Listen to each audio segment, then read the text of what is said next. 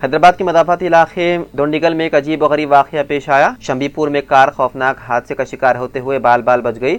تفصیلات کے مطابق کار کا ڈرائیور نیند کی حالت میں تھا، جس کے سبب گاڑی بے قابو ہو کر ڈیوائیڈر سے ٹکرا گئی اور ہوا میں اچھل کر ایک قریبی مکان کی دیوار پر جا گری۔ مقامی افراد کی اطلاع پر ٹریفک پولیس موقع پر پہنچی اور کرین کی مدد سے کار کو نیچے اتارا۔ بتایا گیا ہے کہ حادثے کے وقت کار میں موجود 2 افراد زخمی ہو گئے۔ یہ واقعہ آدھی رات کے قریب 1 بجے پیش آیا۔ مقامی افراد کے مطابق ڈرائیور نشے کی حالت میں تھا۔ پولیس نے سلسلے میں مقدمہ درج کرتے ہوئے مصروف تحقیقات ہے۔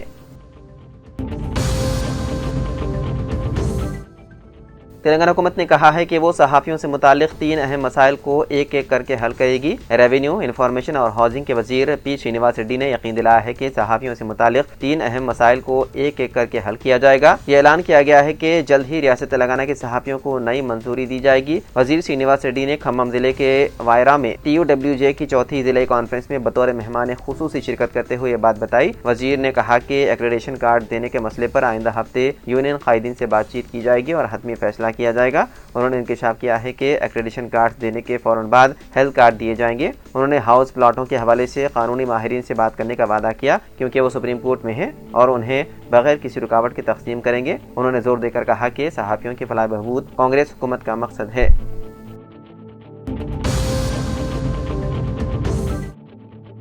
آج یعنی کہ 25 جولائی کو منعقد ہونے والی تلنگانہ کابینہ کی میٹنگ 28 جولائی کی دوپہر 2 بجے تک کے لیے ملتوی کر دی گئی۔ یہ اجلاس اس لیے ملتوی کر دیا گیا کیونکہ تلنگانہ کے 5 وزراء اس وقت نئی دہلی میں ہیں۔ ان 5 وزراء میں 3 پونم پربھاکر، کونڈا سریکھا اور وی شری ہری ہیں۔ مبینہ طور پر all India Congress committee OBC meeting میں شرکت کے لیے دہلی میں ہے۔ اس میٹنگ کے سلسلے میں کانگریس ہائی کمان کی ہدایت پر وزراء دہلی گئے تھے۔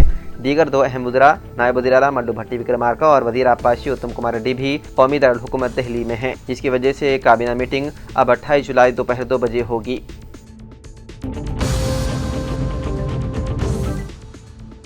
راجستھان کے ضلع جھالاواڑ میں جمعے کی صبح ایک المناک واقعہ پیش آیا، جہاں ایک سرکاری اپر پرائمری اسکول کی عمارت کی چھت اچانک منہدم ہو گئی۔ اس حادثے میں 4 طلبہ موقع پر ہی ہلاک ہو گئے، جبکہ مزید 20 بچے زخمی ہیں۔ زخمیوں کو فوری طور پر قریبی اسپتال منتقل کر دیا گیا۔ مقامی افراد، پولیس اہلکار اور دیگر سرکاری حکام جائے حادثے پر ریسکیو کاموں میں مصروف ہے۔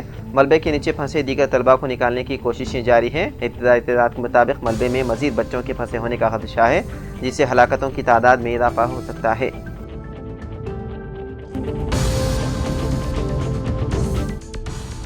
ہندوستانی محکمہ موسمیات نے اطلاع دی ہے کہ تلنگانہ میں جمعہ اور ہفتے کو کئی اضلاع میں شدید بارشیں ہونے کا امکان ہے، جبکہ دیگر علاقوں میں درمیانی درجے کی بارشیں متوقع ہیں۔ شمالی خلیج بنگال میں بنے کم دباؤ کے اثر سے 30 تا 40 کلومیٹر فی گھنٹے کی رفتار سے تیز ہواؤں کے ساتھ بارشیں برسنے کا امکان ہے۔ عرب ساگر سے لے کر جنوبی چھتیس گڑھ تک ایک ٹرپ لائن یعنی کہ دباؤ کی لکیر بھی قائم ہے۔ محکمے نے کئی اضلاع کے لیے یلو الرٹ جاری کیا۔ اس کے علاوہ جمعرات کو بھی خلیج بنگال میں بنے کم دباؤ کی وجہ سے حیدرآباد سمیت پوری ریاست میں ہلکی تا تیز بارش ریکارڈ کی گئی، جس سے عام زندگی متاثر ہوئی۔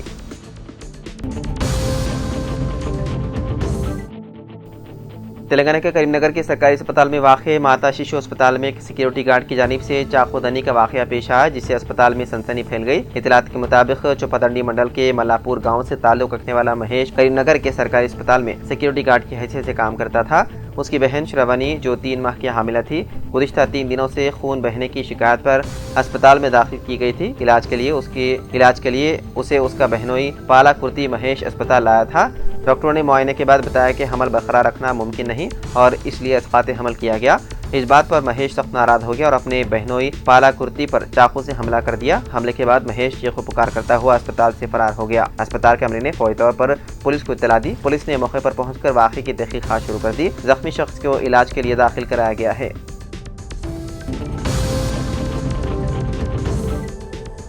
مرکزی وزیر بنڈی سنجے کے خلاف ناقابل ضمانت وارنٹ جاری کیا گیا۔ یہ وارنٹ حیدرآباد کی نامپلی کی عوامی نمائندوں کی عدالت نے جاری کیا۔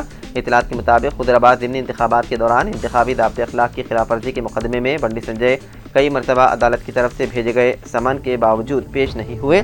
اس بنیاد پر عدالت نے ان کے خلاف ناقابل ضمانت وارنٹ جاری کیا۔ ذرائع نے بتایا ہے کہ اس وقت پارلیمنٹ کا اجلاس جاری ہے، اس لیے بنڈی سنجے کی طرف سے ان کے وکیل عدالت میں وارنٹ ریکال کی درخواست داخل کریں گے۔ اس کے ساتھ ہی وہ 30 جولائی کو عدالت میں پیش ہونے کی اجازت بھی طلب کریں گے۔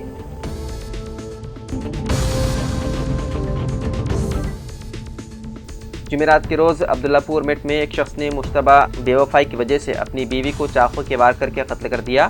خاتون کی شناخت 35 سالہ سمکہ کے طور پر ہوئی ہے جو سوریہ پیٹ ضلع کی رہنے والی تھی۔ یہ واقعہ اس وقت پیش آیا جب جوڑا ایک سالگرہ کی تقریب میں شریک تھا۔